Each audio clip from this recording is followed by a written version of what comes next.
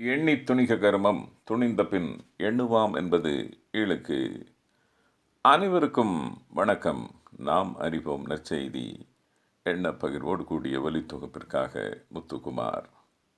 ஆன்மீக குரு, மேலாண்மை குரு என்று எல்லோராலும் உலக அளவிலே அறியப்பட்ட சுகபோதானந்தா அவர்களுடைய கட்டுரையை பல முறை உங்களோடு நான் பகிர்ந்திருக்கின்றேன். இந்த வாரமும் பெற்றோருடைய கடமையாக அவருடைய ஒரு கட்டுரையை உங்களோடு பகிர்வதிலே அகமகிழ்கின்றேன்.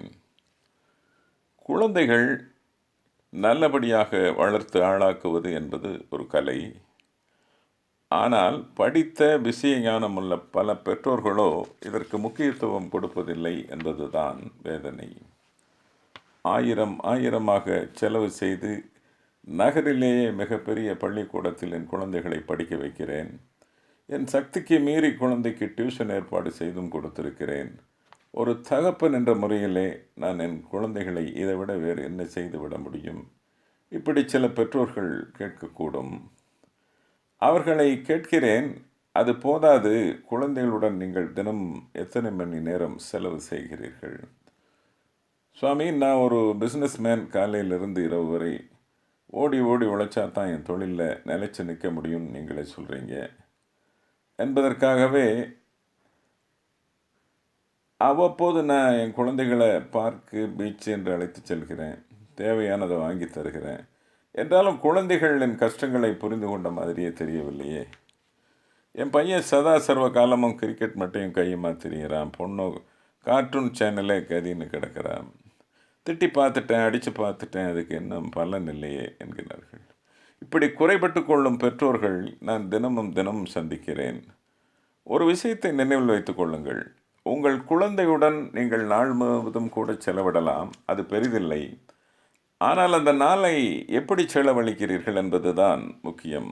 நீங்கள் வீட்டில் இருக்கும்போது டிவியை போடாத, காமிக்ஸ் படிக்காத என இராணுவ அதிகாரி மாதிரி குழந்தைகளுக்கு உத்தரவு போட்டு கொண்டிருந்தால் குழந்தைகள் ஒரு கட்டத்தில், அப்பா எப்போ தான் வெளியே போய் தொலைவார், கொஞ்ச நேரமாவது நிம்மதியாக இருக்கலாம் என்று நினைக்க ஆரம்பித்து விடுவார்கள்.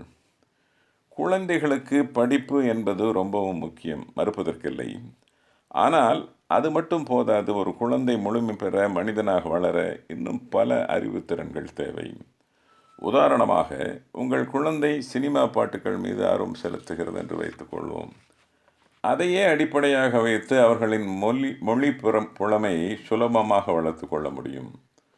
மொழியின் நுணுக்கங்களை மையமாக வைத்து விடுகதைகள், குறுக்கெழுத்து போட்டிகள் போன்றவற்றை குழந்தைகளுக்கு அறிமுகப்படுத்தினால் எளிதாக பிடித்து கொள்வார்கள். குழந்தைகள் சினிமா பாடல் காட்சிகளை டிவியில் பார்த்துவிட்டு அதுபோலவே டான்ஸ் ஆடுகிறார்களா? சனி என்ன கன்றாவி இது என்று எரிந்து விடாமல் அவர்களுக்கு நடனம் கற்றுக்கொள்ளுங்கள். இந்த மாதிரி மொழி அறிவு, இசை அறிவு, காட்சி அறிவு, ஆழ்ந்து கவனிக்கும் அறிவு, மற்றவர்களின் தோற்றத்தை வைத்தே அவர்களின் குணாதிசயங்கள் எடைபோடும் அறிவு என உங்கள் குழந்தைக்கு எதில் எல்லாம் ஆர்வம் இருக்கிறதோ அதை கண்டுபிடித்து அவற்றையெல்லாம் வளர்க்க உதவுங்கள். என்ன சாமி இது, நான் என் குழந்தையை கம்ப்யூட்டர் இன்ஜினியர் ஆக்கி அமெரிக்காவுக்கு அனுப்ப வேண்டும்னு நினச்சிக்கிட்டு இருக்கேன். நீங்கள் என்னடா பாட்டு, டான்ஸு, கிரிக்கெட்டுன்னு ஏதோ சொல்லி என் கனவுகளுக்கெல்லாம் வேட்டு வச்சுருவீங்க போல இருக்கே. இப்படியும் சிலர் கேட்கக்கூடும். ஒரு கற்பனைக்காக சொல்கிறேன்.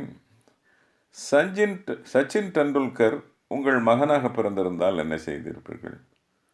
என்னடா இப்படி எப்போ பார்த்தாலும் கிரிக்கெட்டுன்னு சுற்றிட்டு இருக்க, ஒழுங்காக முன்னேற வழியை பாரு, நீ திறமைகளை கம்ப்யூட்டர் இன்ஜினியர் பேர் எடுக்கும், நல்ல கம்ப்யூட்டர் இன்ஜினியர் தான் பேர் எடுக்கணும், தெரிஞ்சுக்கோ என்று அவரை படுத்தியிருப்பீர்கள் என்றால் நல்ல வேளையாக அவர் வேறொருவின் குடும்பத்தில் பிறந்ததால் தப்பித்தார்.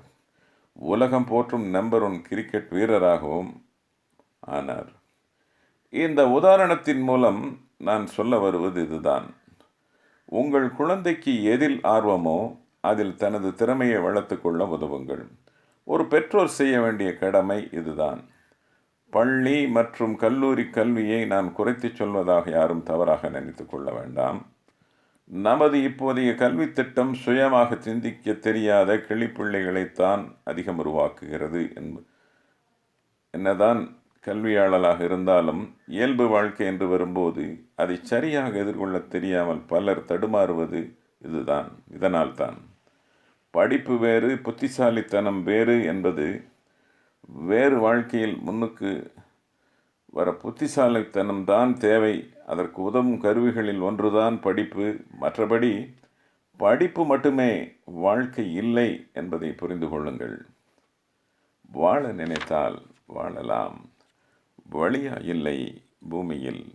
மீண்டும் நாம் அறிவோம் நற்செய்தி எண்ண பகிர்விலே உங்களை சந்திக்கும் வரை இந்த வாரம் இனிய வாரமாக மலர். வாழ்த்தி வாழ்வது ஒரே ஒரு முறை, வாழ்த்த வேண்டும் தலைமுறை. நன்றி, வணக்கம், ஜெய்ஹிந்த்.